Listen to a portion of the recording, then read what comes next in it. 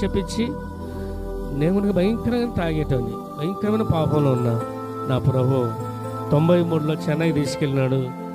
నా పాపమంతా త్రాగుడు, rowdyism, cigarette అవన్నీ యేసయ్య బైబిల్ కాలేజీలో అడుగు పెట్టిన వెంటనే అంత తమిళ్ ఇంగ్లీష్ నాకేం అర్థం కాలేదు. ఎన్న తమిళ్ సౌఖ్యమ సాపడి అంటే ఎవరు తెలుసా భాష? ఏదో బైబిల్ కాలేజీలో అడుగు పెట్టిన వెంటనే ప్రభు ఆ పిచ్చి ఎట్టబోయేదో పోయింది. కొంతమంది అంటే మా వల్ల కాలేదండి. ఎంతోమంది రక్షణ పొంది మందు తాగుతూ ఉన్నారు, ఎంతోమంది రక్షణ పొంది భయంకరమైనటువంటి వాటిని చూస్తున్నారు. కనుక దేవుణ్ణి మనం దుఃఖపెట్టకూడదు. తెలియక తప్పు చేస్తే ప్రభు క్షమిస్తారు, కానీ తెలిసి మనం తప్పు చేస్తే దేవుడు మనల్ని క్షమించి. అప్పుడు అందరూ వచ్చి ఆమె చనిపోయింటే మేము చర్చికి రామండి, మా అమ్మ చనిపోయింది, మళ్ళీ బాప్తిసం తీసుకుంటే దేవుడు ఎందుకు తీసుకుంటే దేవుడు మానుకోమన్నాడు. నీ అలవాటు నిద్రపోతే పుడుకొని ఆకు ఒక్క నమిలి అది నీకొద్ది నువ్వే ప్రాణానికి హాని తెచ్చుకొని నువ్వు దేవుని మీద అలుగుతేట యేసు ప్రభు నీ బిడ్డకు నువ్వు హాని చేస్తావా? నీ బిడ్డకు నువ్వు హాని కలిగిస్తావా? నో. మళ్ళీ యేసయ్య మనల్ని హాని కలిగిస్తాడా? మనము ఎన్నిసార్లు లోబడకపోయినా ఆయన దినమెల్లా చేతులు జాపుతున్నాడు. ప్రయాసపడి భారం మోస్తున్న సమస్త జనులారా నా ఎదుకు రండి అయ్యా, మీ పాపాన్ని విడిచిపెట్టమంటే వద్దులే ప్రభు అని. ఎంతోమంది ప్రార్థన అంటే ఇష్టం లేదు. నిజం, గంటలు చెల్లిపోను. ఎంతోమంది యవ్వన బిడ్డలు చెడిపోవడానికి కారణం ఏం చూస్తున్నామంటే మళ్ళా గదురుకుంటే కోపం,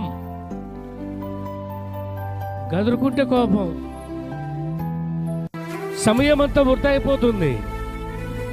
దినములు చెడ్డవి కనుక సమయాన్ని పోనీయక సద్వినియోగపరచుకోమన్నాను ప్రభు. కాబట్టి పాపానికి జీతం మరణం కనుక 2 వ్యక్తులు పాపం చేసిన దాన్ని బట్టి 2 చనిపోయినారు.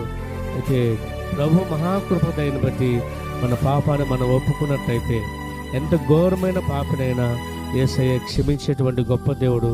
అందును బట్టి ఆయన ఈ భూలోకానికి వచ్చి మనందరి పాపముల కొరకై ఆ కలువరి శిలువలో అన్యాయమైన తీర్పు యేసయ్య పొంది మనకు రావాల్సినటువంటి శిక్షను ఆయన మీద మోపుకొని ఆ కలువరి శిలువలో ప్రభు తన ప్రాణం పోతున్నప్పటికీ ఆయన మొహాన్ని ఉమ్మివేస్తున్న తల మీద ముల కిరీటం, ఆ బాధల్లో యేసు ప్రభు అన్న మాట, తండ్రి వీరు ఏం చేస్తున్నారో వీరు ఎరుగరు కనుక వీరిని క్షమించుమని మనందరి పాపముల కొరకే ప్రాణం అర్పించి సమాధి చేయబడి తిరిగి 3వ దినమున పునరుద్ధానుడై లేచాడండి. యేసు ప్రభు అంటే కొంతమందికి అర్థం కావడం లేదు.